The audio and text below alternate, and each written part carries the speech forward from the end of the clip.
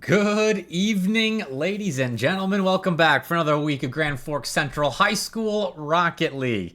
Here in Fenworks competition, the boys are trying to win a state championship in their senior year, and I think that's one of the cooler overarching stories of really all of high school esports. Three seniors trying to win a state championship for the first time in their playing careers after nearly 3 full years of competing with one another. And I'm here to help tell that story. I'm Mr. Bepic or Blake Phillips, depending on what you want to call me. We're all friends here. We're all fans of Grand Forks Central here, so call me whatever you like. But today, we have a pretty big one. This is kind of the undercard for the next 2 weeks of GFC versus Mandan, who is the kind of undisputed top team to beat at the moment in Fenworks North Dakota competition. And so we're playing Harvey this week, and it's the Harvey Hornets. They're 2-1 so far this season, and Grand Forks Central still undefeated. You can see it on the left side of your screen next to their logo. They are still undefeated, 4-0. We watched an unbelievably dominant performance last week against Fargo Public Schools. The aggregate score was like 33-0. GFC took it to Fargo, and so that was a great way, I think, to start off 2026. But we're expecting closer competition from here on out. And today against Harvey, we'll see what we get. Well, like I said last week, with high school esports, you never know what you're going to get, even with a record of 2-1. We could see another hugely dominant performance out of GFC, or Harvey could put up a much closer fight. But either way, from what I've been told by the chef, this is a Grand Forks Central team that realistically should be contested by Mandan, and outside of that, they're a pretty solid roster, and we saw that last week. I was really impressed by the guys, and even in a dominant series where they were clearly the better, more mechanical, more cohesive team, they didn't slow down. They kept making plays with each other. They kept looking for passes out of the corner. They kept looking for mechanical air dribble ball carries off of the sidewall towards their opponent's net. It didn't stop. And there was no shortage of creativity either in offense for the GFC guys. And I was really impressed by that, because a lot of teams in really any sport, they'll start messing around if they're in the middle of a blowout game. And like, not just Rocket League, not just esports. That's a traditional sports thing too. Start messing around a little bit. And that sometimes opens the door for underdogs to come back in a series. And well, I don't think that was the case last week. I don't think that was ever going to be the case. Even if the GFC guys started messing around a little bit, it's still good practice. Because when you play once a week, it's hard to get those official reps in, to actually build towards when you need those official reps to have created an effective unit on both offense and defense. And even though the GFC guys didn't play much defense last week, I think it was still quality reps against Fargo. So hoping for the same thing against Harvey today. And of course, as we do get set for this series, Luke has given me a program update for GFC Esports, a couple of Super Smash Bros. and Fortnite's accolades to mention. On the Super Smash Bros. Side, shout out to, it says Jaded Halverson, might be Jaden Halverson. Let me check on that just in case it's a. Oh no, it's Jaded Halverson. Sorry about that. It's a 3-0 win over Dakota Prairie. Shout out Jaded for the big win. And then Caleb Mackart, unfortunately losing to West Fargo United, but still a good performance there. And on the Fortnite side, GFC Fortnite Team 3 falls to Harvey. Maybe we can get some revenge on the Rocket League side today. And then GFC Fortnite Team 2, bye-week win. But hey, a win is a win. Hopefully they got some good practice in on their bye week. So shout out to Luke, or the chef, for giving me the program update, and shout out to everyone in the GFC Esports program for competing hard on a weekly basis. Always love to shout out the other esports, even though I'd probably be pretty lost if I watched the Fortnite team play. But That's the beauty of Scholastic Esports. There's so much to keep track of, and other esports to get into thanks to other students, other teams in your esports program getting you into it. So we're into some Rocket League today. That's definitely my esport of choice, I think, for obvious reasons. I'm watching some high school Rocket League on a Thursday afternoon. You got to be a pretty big Rocket League fan to be doing that. But I will also show off my my coffee mug for the day. I had to go Grand Forks Central Red with this one. It's a Buc-ee's mug, but I really chose it for the red coloring. Even though GFC is more of a maroon and white, this is a bit of a lighter red. I still think it's an apt choice for this series today. We'll see if it turns into a lucky mug. But we got the Harvey players loaded into the lobby, so shouldn't be too much longer now. We should be starting this series up. And I did have a request. I don't remember whose mom it was, but shout out to one of the moms for requesting that I explain some more details of some of the Rocket League competition, so you know fully what's going on, which I do forget sometimes to cater to the audience a little bit more. So I'll try to be doing that in this broadcast. So if you know Rocket League, just get prepared for that. But I mean, I know my dad, when he started watching the Rocket League cast that I was doing, he had no idea what was going on. You know, it's an easy concept. You just score the ball in your opponent's nets, vice versa. But there is a lot of intricacy to the game of Rocket League. So I'll try and convey that today, and in the coming weeks too. Hopefully I can do some teaching, because I was a collegiate Rocket League coach for a year. So I've got a little bit of in-depth knowledge, if you're wondering if I actually do know what I'm talking about. But here we go. We got the support popping into chat. Wayne Riley, GFC LFG, time to dominate. Let's freaking go, man. It's time for GFC. Let's see if we can get 5-0. I mean, undefeated so far, and it's, I think, a scale upwards when it comes to the level of opponent we're facing, but Harvey could very well be a difficult speed bump to get over for the Knights this week. So we'll see what they can do. A couple players in the lobby, but it is taking a second. And we are an hour early today, so if you know someone that is a GFC Esports or GFC Rocket League fan, and they don't know that we rescheduled to be an hour early, make sure you let them know, because I haven't seen Mama Jtron in the chat quite yet, and there were a couple other chatters last week that I haven't seen just yet. So make sure they know we are live right now. If they weren't following or getting the notifications for the Twitch stream going live, but Harvey requested we reschedule an hour earlier. I was like, it's cool with me. I got my Thursday evenings wide open this January, so excited to be here. No matter if it's 5 Central, 4 Central, whenever. But we'll be getting set here. And while I'm talking about this, I just remembered a tidbit of info that Luke shared with me earlier as well. But the Grand Forks Central guys are playing at the University of North Dakota's facility this week. So they are at UND right now, which isn't a large distance for them to get to, but actually getting some live reps in a collegiate facility, in the facility that'll be hosting the state championship later on in this spring semester. So this is it's another, I think, wrinkle to the Grand Forks Central story this semester. A hometown advantage at the state championship that'll be happening in several weeks at UND, and they're getting some live practice playing a live best-of-5 match at UND's facility. So pretty good setup for what will hopefully be a run to and through the state championship later on in the spring. I don't know the exact dates on it. I know we've got the regular season wrapping up in the next 2 weeks. Then you got a divisional tournament. Then you got a state seeding tournament, and then state sometime after that. So you got that to look forward to going through February, maybe into March. I can get those exact dates a little bit later on, but we're not focused on the state championship just yet. We are focused on Harvey, and then Mandan's junior is it junior varsity? The B team next week, and then the full varsity roster the week after.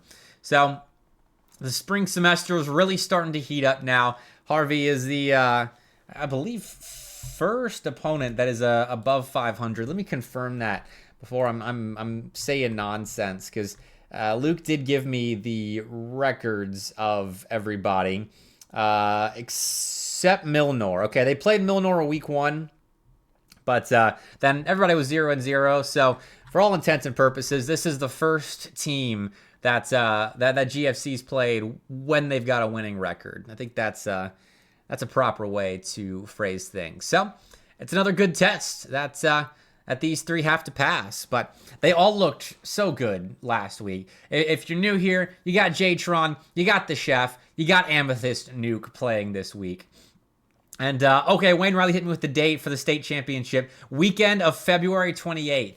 Thank you very much for that, because I had the dates for the regular season and then the seeding tournaments, but I didn't actually have the state championship. So just about a month and a half away from now. So you wanna start getting your protocols and your systems down pat if you're trying to make a run to and through states. And then hopefully hit that flow state come late February. So weekend of February 28th.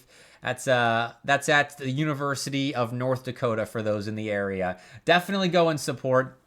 So I live in Alabama. I don't think I've shared much about my story yet, and so I've been to the last 5 or 6 Alabama high school state championships, and one of my favorite parts of the entire event is how full the stands get. It's hosted at a local college, and they've got a theater that they converted into a spectator space, and so you've got like 250 seats in there, and the parents and the fellow students and even some programs that aren't competing at the state championship but want to go there and just support and give their kids that experience, they'll go and cheer. And honestly, that's the coolest part, like of these state championships, is all the parents, everyone that's got stake in high school esports, going and watching, having a good time, because that's what LAN is all about. But we're not on LAN quite yet. We're still online. We still got to sort out who is going to get to the state championship and with which seed. Right now, it's Grand Forks Central and Harvey playing here in week 5 of Fenworks North Dakota Rocket League play. Let's get this thing going now. On the blue side, we got the GFC boys, trio that looked so effective last week, taking on Harvey now. And already, you can tell Harvey is going to be a better test for Grand Forks Central. A little bit more high fly, a little bit more car control with how they're maneuvering around the pitch. But right now, Drake London MVP. I dig that name. Stuck on the goal line, not a whole lot of boost, but now the Chef there with the undercarriage of the car, the bottom side, making contact on the ball and getting an extra flip. That'll be a flip reset call if you don't know what that is. And off the backboard, Amethyst Nuke was trying a double tap right there. Extra contact on the backside of the defensive end of Harvey. Couldn't quite put the shot in, but set up J-Tron phenomenally. And that's great positioning from J-Tron. Not getting lost in what could be a double tap out of Amethyst Nuke. Instead, staying at home on the ball and waiting underneath the play just in case it doesn't go in. Playing all your options there.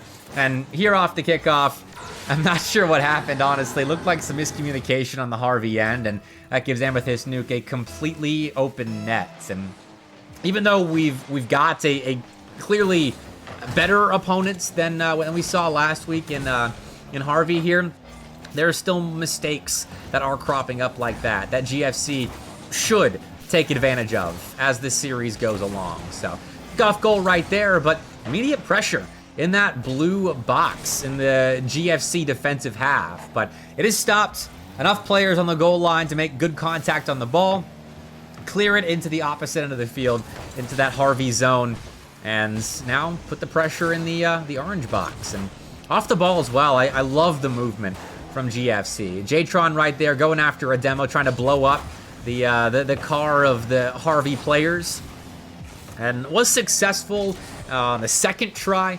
First one not so much, but That's all right. I like that they're going for that. Just adding a little bit of extra pressure for that defense to think about having to avoid in demo plays off the ball. But, hey, Harvey's got there first, and already something we didn't see last week.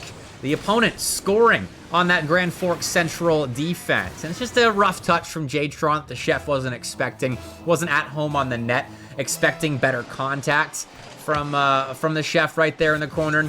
So, a little bit of a miscue, but it's all good. We'll get a chance to make up for it off kickoff, and nearly do.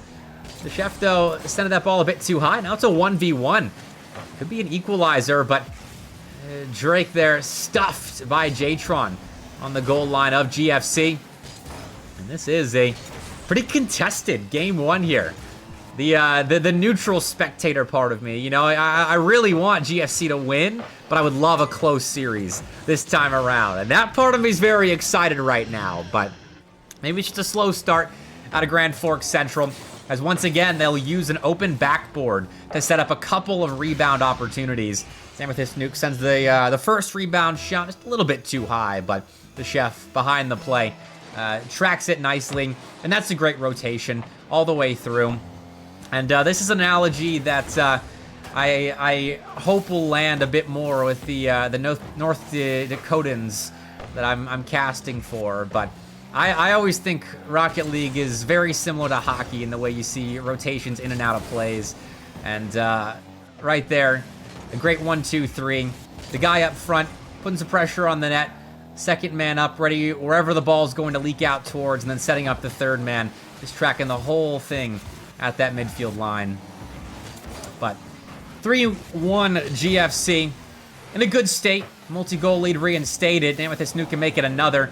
Clean carry across the midfield line, but Soro is back for a save. And Cheese Pizza Lover putting the ball back into a spot of danger. Across your net, you never really want to do that in Rocket League on defense, unless you're real confident your teammates have a read on the play before your opponents do. But right there, that was the case. Cheese Pizza Lover, another great name, mind you. Was aware his teammates were ready. Now off the backboard. A little bit of a skim touch there. Light one from the Hornet defender. Coming off the orange goal line, but still not enough to clear that back ends of Harvey. GFC keeping the pressure up, but not quite able to put that one strong shot on target. But, well, I thought that was going to be it. Another miscue from the chef. Luke's not looking super comfortable today. A couple of missed opportunities out in front of the net, and the one goal conceded did come off of him playing the ball a little bit awkwardly. But there you go. Try again. The chef right there on the outside of the orange box, just waiting for another opportunity on the ball. Moves in. Amethyst Nuke helping out with a demo. That wasn't completely necessary, but it did open up another extra little bit of space for the chef to shoot through. But he had already placed that ball perfectly on net. Far side, away from the defenders, and I'll make it 4-1. Still, closer game one than what we saw last week, but a similar amount of control when it comes to GFC and the amount of offense that they're playing here to start the series off.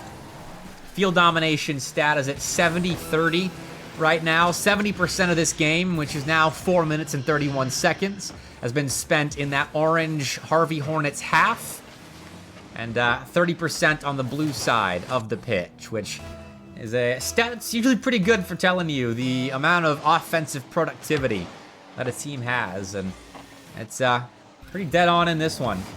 13 shots on target for Grand Forks Central. And with this nuke, trying to make it 14th. J-Tron falling back.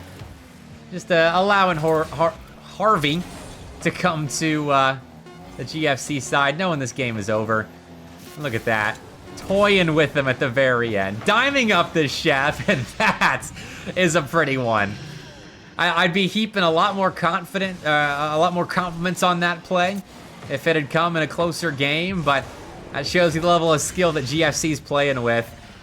Really impressive couple of beats right there in the defensive half by J-Tron. Kept the ball close, got it around that first attacker of Harvey, then kept it close enough to get around the second one with ease.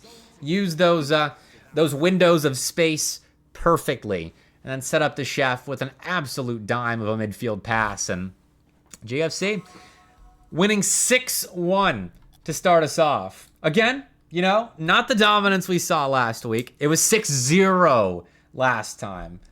But it's pretty darn close. These guys are real good at the game of Rocket League. And looks like we're getting a substitution on the Harvey Hornets side of things. So I'm going to write down my stats real fast, and we'll see who they're coming in for. Crim_7 coming in for one of the players. But on the stats side of things, the chef, 4 goals there at the end. Was missed a couple of opportunities, I think, in the middle of the game, but really cleaned it up for the end. And that's what I'm talking about with these guys. They don't let up. And even with the miscues that they did have in that game, the missed shots, the one big mistake in defense that led to a Harvey goal, they recover from that with ease, and they get right back to blowing their opponent out. So, again, really impressed with the mental resilience of these guys, and let's keep it going. Why not? Game 2 now. GFC Esports up 1-0 in the series, but Harvey, I mean, this is a better team than we saw last week, and I think they can show it, depending on what we see from Crim. It's like subbing in there. Who's the third player? I didn't write down the Harvey roster after game 1, and I mean, I feel like Drake London MVP and Cheese Pizza Lover are pretty memorable. But Amethyst Nuke, another memorable one. Here set up by Jtron as a 1v1 with Crim, and that's a gorgeous delay. Saw Crim going up to try and cover as much net as possible with that small little Fennec, and used that pre-jump to his benefit, because it keeps Crim up in the air. And you can't really go backwards once you've committed to the forwards aerial momentum like Crim did right there. Stuck going forwards in the air, can't hit the brakes or anything. You're stuck relying on gravity to keep you moving, or forward boost, which is going to pull you in the wrong way regardless. And so Amethyst Nuke realized that, and honestly, it's just great game sense. Playing it around the last defender. And here making a nice block up at crossbar level. Don't think it was going to be a goal, but still an important touch. Doesn't allow a rebound for Harvey. We're setting themselves up with a couple of quality looks to start off game 2. But Amethyst Nuke has really been a phenomenal setup man for GFC. Brandon's been really impressing me. And I think I mentioned this last week, and I'll do it again because it holds true. Jtron almost hits a really nice double. But Amethyst Nuke was the player I knew the least about, because the chef, or Luke, and I had talked a lot in setting these streams up. And then Jtron got these guys playing a show match on my stream last year. And so I had become familiar with those guys. But Amethyst Nuke, I think, is a really impressive front man for me. The first guy on the ball that'll take it from defense and turn it into a play on the other end of the pitch. And here, trying to feel the pass there from Jtron, which makes him the second man in the counterattack forward. But still, right up there at the front of the movement from defense into offense. And there, the pre-jump almost on target. Like, I love this dude's movement, and he's really fun to watch in the now series and a half that I've gotten to see out of the GFC guys. But still just the 1 goal for now. GFC looking to double their lead, and it is Amethyst Nuke on the ball now, beating 2 orange cars, setting up Jtron for a shot, but Crim on the goal line, faring a bit better this time around in a 1v1 goal line stand. So with that improved defense, Harvey, they're keeping this a bit of a nail-biter. Pressure is still definitely favoring GFC. Field domination around 65-35, the percentage split here in game 2, which is still an improvement for the Hornets, but definitely a number they'll want to keep shoring up. They would probably be pretty content with a 55-45 split. You know, maybe concede a bit more pressure to GFC than they get in offense. But with the way this goal line defense is working right now, Harvey Looking like they could maybe pull a close game out of the hat. We'll see, though. Animotics nuke. Oh, letting that one go. Cheese Pizza Lover had a chance to tie us up right there, but wasn't expecting the miss. And if you don't capitalize on your opportunities, GFC will punish you, as they nearly did right there. But the Game 2 sub and Crim looking really good here in on the goal line, especially. Coming in here. Don't know what to expect, and now they've put up 2 big saves against this GFC Esports attack. Cheese Pizza Lover now collecting there on the goal line of Harvey. No clear, though. J-Tron's been bumped off the ball, and the Chef's had it poked behind him. And this nuke as third man right there, the guy the furthest back in rotation, picks the ball up at the midfield line, makes one miss, and gives J-Tron the opportunity to score a second. Crim there, making an uncharacteristic mistake. And with this nuke, just has Crim's number. And with less than a minute left, that is a very significant second goal.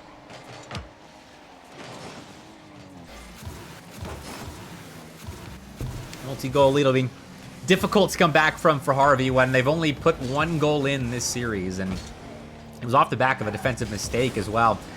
That's another good metric, which is difficult to track unless you're just watching and making a mental note of it throughout a series. But how a team gets their goals, whether it's defensive mistakes, which are a bit harder to replicate and rely on in a series, especially if you're in a bit more of an even match mechanically and rank-wise, or if it was more earned with outplays in the offensive end. And GFC honestly have a really good mix of that. Sometimes it's a double tap off the back wall, and there, it's a great 50-50 from the Chef, which I would consider a mechanical outplay right there. It's not a defensive mistake necessarily, but a great challenge in a 50-50, which for those that don't know the terminology is the when 2 cars on opposing teams kind of collide into the ball, and you try to force the ball, maneuver your car so that the ball goes where you want it to. And it's very difficult to do, which is why it's a 50-50, because it feels like a toss-up. And you can do things to increase the odds of the ball going in your way, which is a minute detail that can lead to series wins, but it doesn't necessarily show up on the stat sheet. And that's another thing you want to look at with how good a team is, because flashy plays, they're great.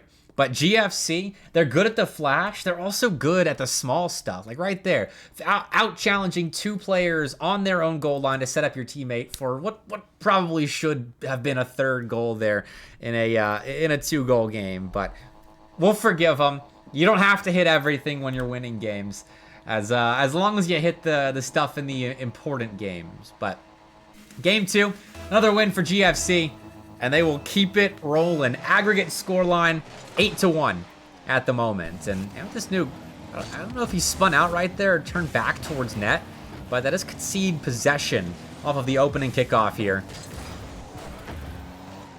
And so we'll see if Harvey's able to do anything with the possession, but does not look like it. Soft clear frame with this nuke. Harvey respecting GFC and backing off. Anticipating what could have been a bigger play had Amethyst Nuke had boost. And now, speaking of a big play, the Chef, no boost, but no problem. Almost scored that ball coming off the backboard of Harvey to tap it in. Unfortunately, though, there was one last defender that made a stop. This time around, 2 attackers outdoes 1 defender. Those are numbers that GFC can work with. This is so nice. The Chef watching as J-Tron and Amethyst Nuke pinch the ball in together. These just, they score in so many different ways. They can hit your defense from so many different angles, as a unit, as individuals, force you to make mistakes. It doesn't matter. GFC, if you're building a resume to look at, to ask yourself and figure out the question of who is going to win the Fenworks North Dakota State Championship this year, then you're looking at how versatile an offense is. And there's another one. The Chef out in front, forcing the ball out to the side, and, well, There should have been a second player up for Harvey right there. Someone anticipating the ball's bounce off the sidewall after that hard 50-50. That was probably positioned kind of on the near side post of the net. But because Harvey was a little bit slow to the jump, it wasn't covered, and GFC clean up. And being ready for that sort of opportunity is another facets of your attack. And GFC showing us a lot of different angles from which they can destroy a defense, including blowing them up on the goal line. That's an effective one, Jtron. Another explosion there in the orange net, but this time it's a goal explosion. Demo out in front to clear a path for the chef, who just plays the ball around the defense. Hit it where they ain't. Tried and true strategy. GFC are doing that right now. And I love the fan support in the chat, guys. It is very, very good to see. So I know these guys look back, surely, at the Twitch chat and see all of the Let's Go GFCs. Let's finish them off. One more GFC. And, I mean, when they're making plays like that, it's hard not to get going in Twitch chat. Come on. The chef picks this ball up off the sidewall. It's hard to read that ball well. Ball hanging off the sidewall like that, he's got to make the jump into it instead of just collecting it by driving straight, and then nails the angle off the backboard. That is pretty.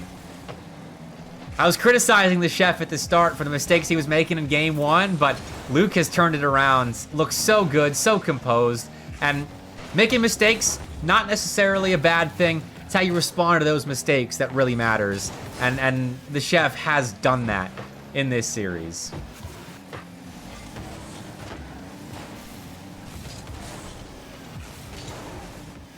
There from Jtron, really good speed and defense.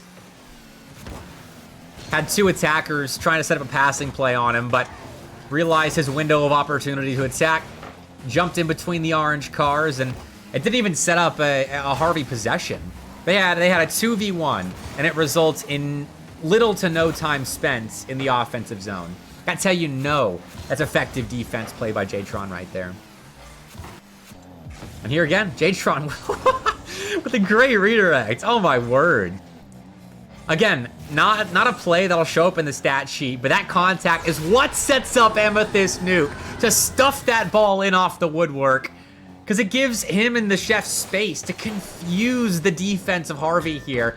And look at the read. Amethyst Nuke is so clinical when it comes to those double taps. Like, he has certainly hit the training packs that teach you how to read the ball off the backboard, because he goes for probably more double taps than I've seen from anyone on GFC. It is pretty consistent with hitting them. So, let this be a PSA to everyone that's going to face GFC this season. Sorry, Harvey, you're a bit late, but do not give Amethyst Nuke an open backboard, because that is a recipe for conceding GFC right there. 100 seconds left now. And here's the chef. Flip reset to Jtron. It's read nicely by Krim, but that is such a clean setup play by two players that have been competing on the pitch together for a long while now. Jtron and the chef, they got chemistry upon chemistry.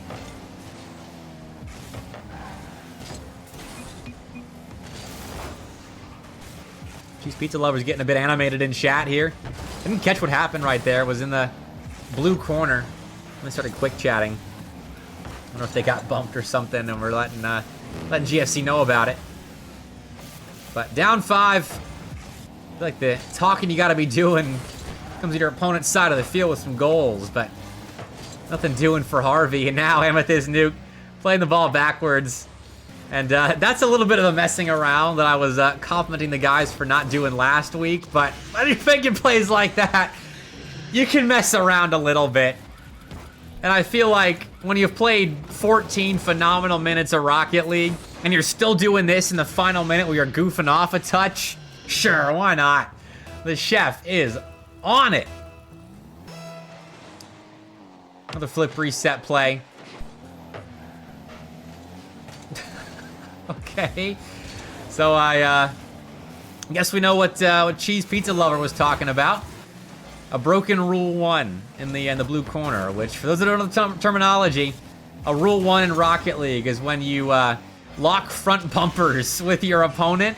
You're supposed to, it's an unspoken rule, well, less spoken here, but unspoken rule that you're supposed to stay with the front bumpers locked and until a goal is scored or you're bumped out of it. And if you break it, you get bad luck. But I'm not seeing the bad luck here. Or the chef is just that mechanically gifted. He has overridden the Rule 1 breaking bad luck. But here's another. Why not? Cheese pizza lover. Bit quiet at the moment. The chef finally offering a rebuttal with a wow as Amethyst Nuke puts an 8th goal in here in Game 3. Looking like the Knights will be 5-0 after Week 5 of the Fenworks competition. Not quite as dominant as the... I didn't write down the Game 3 score from last week, but I think it was something like 30-0 and the aggregate score we saw. And here, hey, we'll take a 16-1. Not bad. Great way to step into the pair of Mandan series that's we've got across the next 2 weeks. For those that aren't regularly here, Thursday, 5 p.m. Central, right here, GFC_esports on Twitch will be live with these guys in their pursuit of a state championship. We'll hopefully have a lot of quick 3-0 series like this one, like we saw last week, but we also have a special interview coming up as well. The guy's been playing at the University of North Dakota facility today, so Jtron should be coming at us live from the UND facility here in just a second. It'll be an audio-only interview, but let's hit him up on Discord. So I'm gonna call him up now. Should have Jtron here in a second, and we'll get his thoughts on the series we just had in front of us. And it looks like we got Jtron in the booth, dude. Can you hear me? How you doing? Doing great. Yeah, I mean, hey, why not after a series like that? Not quite as dominant as last week, but I think Harvey was a much improved opponent, Jtron. Talk me through that set. I mean, it was kind of close to the start of Game 1, definitely a close Game 2. We'll let you guys put it away. Well, we're here playing at UND, trying to make the most out of our home field advantage for state. Mm-hmm. And we were playing ranked going into this match, and we had a game go to like an 8.5-minute overtime. You ended up messaging me that we were live, and I was like, holy crap, we're in an 8-minute overtime still. We started a bit slow, and we kind of warmed up throughout the series. Mm-hmm. They were definitely better than I think we were thinking. Their skill levels weren't like crazy different. Like they're all pretty close to each other skill wise, which we're not really used to playing teams like that in North Dakota. So they're a really well-rounded team and very solid. And I think it just took us just a little bit to adjust to it, but we got it done in the end.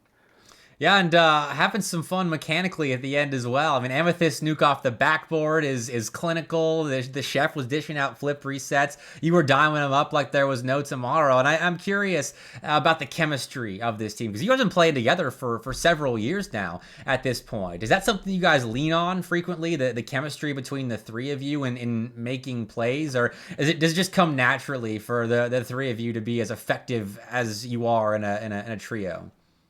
I mean, the amount of experience we have together is just like, it's just priceless to like us as a team. Mm-hmm. It's just like at this point, it's all just second nature. Like we know where we're going to be almost every single time. We know where the passes are going. Like, I feel like over the years, our comms have slowed down just because of how much like natural intuition we have between each other. And it's definitely our strongest advantage as a team. Hey, it looked good today. Hopefully it continues. Next 2 weeks are against Mandan. You got the JV team next week, and then the big one against the A team in yes. 2 weeks. Are you guys doing any special prep for those two series? Because I've been briefed by Luke about just how big that Mandan series in 2 weeks is going to be. It's going to be very big, and we'll make sure we're prepared. We'll definitely put in some hours. All right, love to hear that. The last question I got for you is, how is the UND facility? I don't know if I've seen it before, but I mean, you got to take advantage of that home field advantage. Absolutely. I mean, it's, from what I've seen, it's just far and away the best in the Midwest. I mean, it is a huge contributing factor to why I committed to going here. It's the best facility I've seen in person by far. Hey, that's exciting. I love that you guys get to play in a collegiate facility for a high school esports match like this. And I lied. One more question. You got anything to say to the fans? Because they were showing up today. Twitch chat was really popping. So if you got something you want to say, go for it. I just want to say, like, thanks for the support. Like, just seeing like the amount of viewers that we get. I mean, it's a small organization we have, but just seeing the support, and it's just we want to perform for you guys. Like, as much as we want to do it for ourselves and each other, it's fun having other people, you know, see what we can do together as a team. Hey, I love that, man. Joseph, thanks for the interview. Congrats to you on the boys for another win. Thank you. I appreciate it. All right, everyone. That does it. Another week of GFC Rocket League. Taking home a dub, 5-0 now. But like you heard from Jtron right there, the job's not done. We'll be putting in the hours the next 2 weeks for the Mandan warm-up in the JV team next week. Next Thursday at 5 Central, right on this very Twitch channel. And then the week after, 5 Central as well, against the varsity team at Mandan. That could very well determine the top seed going into the divisional tournament and then potentially the state championship on February 28th at the University of North Dakota. But once again, thank you to everyone that showed up to support Grand Forks Central's High School Rocket League team this week. You guys rock. I love an active Twitch chat, especially for a high school Rocket League team. It's very cool to see. Next week, we'll be back, same time, or not same time, different time, same place. Hopefully, you get notifications for this Twitch channel by following. Keep the notifications on so that way you can know when we do go live. If there is a reschedule like we had this week, bumping it up an hour. But that will do it. Everyone go enjoy your Thursday evenings. If you're in school, go get some homework done. And everyone have a fantastic weekend. One more time, shout out to Grand Forks Central for the wins this week in Fortnite, Super Smash Bros. And now Rocket League. Have a great evening, everyone. Peace out.